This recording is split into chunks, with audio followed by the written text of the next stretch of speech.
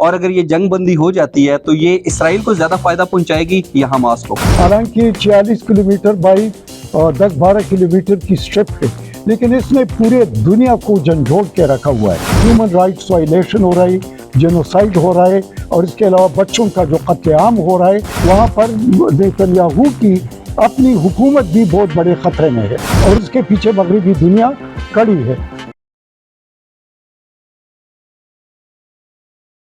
अस्सलाम वालेकुम, मैं हूं इश्तियाक गुंदल और मेरे साथ इस वक्त ब्रिगेडियर रिटायर्ड सैयद नज़ीर साहब मौजूद हैं। सर, सबसे पहले बहुत शुक्रिया आपका। हम देखते हैं कि 7 अक्टूबर से इसराइल और जो हमास के दरमियान तनाज़ा शुरू हुआ, उसके नतीजे में 7 अक्टूबर से अब तक 14,128 जो हैं वो जो मासूम फ़लस्तीनी हैं वो शहीद हो चुके हैं। अभी ख़बरें आ रही हैं कि शायद कोई जंगबंदी का मुआहदा भी करीब है। आपकी नज़र में जंगबंदी के मुआहदा होने के कितने इम्कानात मौजूद हैं, और अगर ये जंगबंदी हो जाती है तो ये इसराइल को ज़्यादा फ़ायदा पहुँचाएगी या हमास को? बहुत शुक्रिया, ये बहुत अहम सवाल है और ख़ुसूसन तौर पर जब हम इसको देखते हैं कि दुनिया का पूरी तवज्जो आजकल गाज़ा के स्ट्रिप पर है। हालांकि 46 किलोमीटर बाई 10-12 किलोमीटर की स्ट्रिप है, लेकिन इसने पूरे दुनिया को झंझोड़ के रखा हुआ है, जहाँ पर जुलूस निकाले जाते हैं। और इसका असर ये है कि अमेरिका के इंतखाबात पर इनके जो असरात के कि बाइडन ने तकरीबन 40% अपनी पॉपुलरिटी लूज़ कर दी।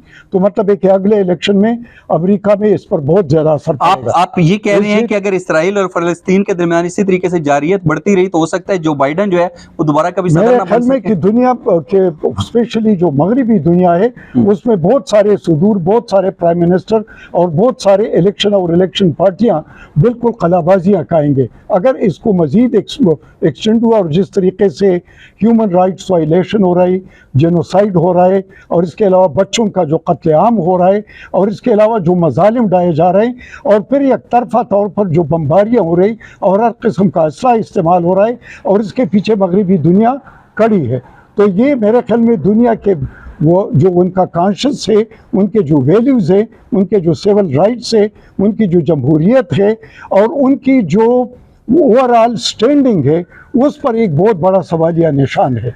तो जाहिर है कि जो कुछ हो रहा है उसके पीछे मेरे ख्याल में वो ममालिक भी जो पहले जंगबंदी के ख़िलाफ़ थे, अब इसराइल को भी इस बात की पड़ी हुई है कि किसी तरीके से जंगबंदी हो जाए। वहाँ पर नेतन्याहू की अपनी हुकूमत भी बहुत बड़े ख़तरे में है।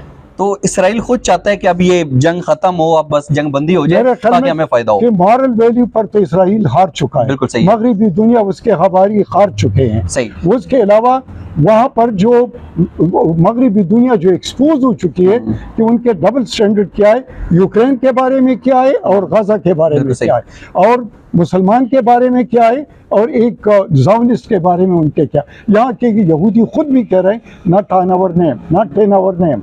बिल्कुल सही। अभी आपने मगरबी दुनिया की बात की। जब हम मगरबी दुनिया की बात करते हैं ना तो बज़ाहिर ऐसा लगता है कि जो पूरा मगरब है ना वही शायद मासूम फ़लस्तीनियों के खिलाफ है। लेकिन हमने देखा कि जो बाइडन जिस तरीके से इसराइल का साथ दे रहे थे, वहाँ पे जो अमरीकी सेनेट है उसके अंदर कुछ सेनेटर्स ने मुतालबा भी किया कि जो भी मुल्क जो है इंसानी हकूक़ की पामालियाँ कर रहा हो, खिलाफ वर्जी कर रहा हो, उसको हम जो है ना अपने टैक्स का पैसा नहीं दे सकते।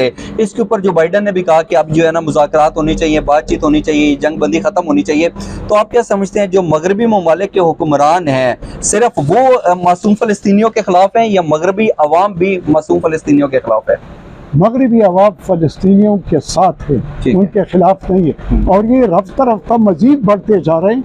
जो फ़लस्तीनी है उनके साथ उनके हमदर्दियाँ और उनका जो काज है उनके साथ उनका एक किस्म का जुड़ाव हो रहा है। वो समझ रहे हैं इस मसले को कि पहले ये मसला नहीं समझे थे कि भाई ये तो एक हमास एक दहशत ग्रुप है और वो लड़ रहा है, और दूसरी तरफ इसराइल जो है वो मगरबी दुनिया का एक आप समझिए एक नुमाइंदा मशरक़ वस्ता में, और जो उनके मफादात की हिफाजत कर रहा है। लेकिन ये बात अब भी मगरबी दुनिया उनके अवाम पर अया हो चुकी है कि इसराइल जो है वो एक ऐसी रियासत है जो कि वो जुल्म पर, वो सिर्फ सिक्योरिटी पर, और वो दूसरों के हुकूक को हासिल करने पर, और एक फॉरेन लैंड पर उनका वजूद में आया है। और जहाँ तक उनके हुक्मरानों का ताल्लुक है तो हुक्मरान न सिर्फ मगरबी दुनिया के आइसोलेट होते जा रहे हैं, बल्कि मशरिक़ वस्ता के स्पेशली अरब दुनिया में उनके अपने हुक्मरान जहाँ पर शेख्स हैं, जहाँ पर मोनार्कीज हैं, वो बहुत ज़्यादा एक्सपोज हो रहे हैं और वो भी अब थोड़े से खुलकर सामने आने लगे। अच्छा, अमूमन हम देखते हैं कि जब से इसराइल और फ़लस्तीन के दरमियान ना ये कशीदगी पैदा हुई तो एक आम पाकिस्तानी जो है ना वो ये सोचता है कि शायद ये पाकिस्तानी फ़ौज की जिम्मेदारी है कि बगैर बैनुल-अक़वामी कवानीन जो है उनकी पासदारी किए, उनको बलाए ताक रखते हुए ना बस अपना असला भी इस्तेमाल करे, अपनी फोर्सेस को भी इस्तेमाल करे और गजा में जाके पहुंच जाए। तो इस सूरत हाल के अंदर पाकिस्तान आर्मी जो है वो ज़्यादा से ज़्यादा फ़लस्तीनियों की किस हद तक मदद कर सकती है? मेरे ख्याल में कि जो मुसलमान दुनिया और स्पेशली पाकिस्तान भी एक पिवट स्टेट है, जो मुसलमान दुनिया है, और इसमें एक ह्यूमैनिटेरियन कॉरिडोर जिसके लिए प्रपोजल ये दिया गया था हमारे सेनेट में भी और अदरवाइज भी कि एक ह्यूमैनिटेरियन कॉरिडोर आप सारे 57 ममालिक के झंडों के साथ और उस पर रेड क्रॉस का भी झंडा, उस पर रेड क्रिसेंट का भी हो और उनका एक फ्लोटिला बनाया जाए और उसमें जितने भी दवाइयाँ हैं, इसके अलावा बच्चों के लिए जो खुराक है, इसके अलावा वहाँ पर जो चीज़ों की ज़रूरत है उनको उन पर उस पर मतलब है कि इमदाद के तौर पाकिस्तान ने इमदादी ट्रक वहाँ पे पहुँचाए भी हैं पाक फौज की मदद से। वो बनाए और फिर जो गजा तो जाहिर है कि समंदर के किनारे, तो वहाँ से एक फ्लोटिला जाए।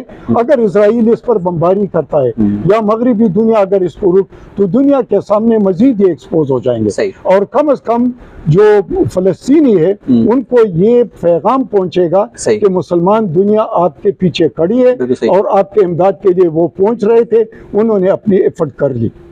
मतलब पाकिस्तानी हुकूमत और जो पाक आर्मी है वो ज्यादा से ज्यादा इमदादी सामान के ट्रक भेज सकती है और उनको इसी तरीके से कोई रिलीफ फराहम कर सकती है, इसके अलावा किसी के मेरे ख्याल में कि पाकिस्तान देख लो, आज की दुनिया ग्लोबल वर्ल्ड है और हर जो मुल्क है स्पेशली बड़े ममालिक जो है वो एक दूसरे के पड़ोसी है और फिर जो इटमी जो ममालिक है जिसमें पाकिस्तान भी आता है, इसी तरह इसराइल अनडिक्लेयर इटमी पावर है, तो ये तो और भी नेबर्स है।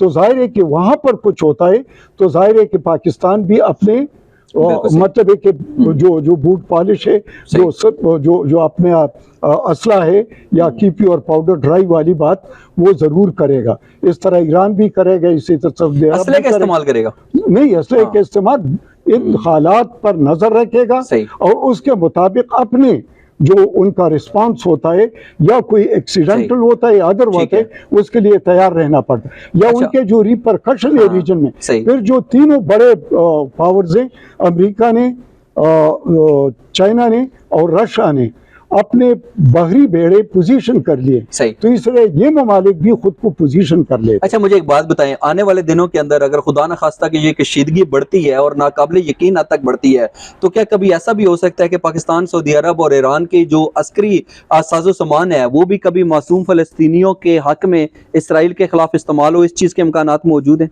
देख लो, अगर ये जंग फैलती है और जिसके फैलने का काफ़ी इम्कान है, अगर जंगबंदी वगैरह नहीं हुई तो मेरे ख्याल में कि फिर जाहिर है कि जब मफादात को आपके ख़तरा हो जाता है और फिर जब एक बात आ जाती है कि आपके अवाम आपके सामने खड़े हो जाते हैं और फिर एक इम्प्लोजन होने का ख़तरा होता है, तो फिर हर मुल्क सोचता है कि मैंने अपने लिए रास्ता किस तरीके से निकालना है और ख्वाह वो एस्केलेशन लेडर पर आहिस्ता चले या फिर उसका इमीडिएट रिस्पॉन्स, लेकिन इसके लिए तैयारी ज़रूरी होती है और जाहिर है यही होता है कि आपकी दुनिया के हालात पर नज़र होती है और जब नज़र होती है तो उस नज़र को सामने रखते हुए आप अपने लिए एक रास्ता भी ढूंढ लेते हैं। बड़ी साहब, बहुत शुक्रिया आपका, थैंक यू वेरी मच।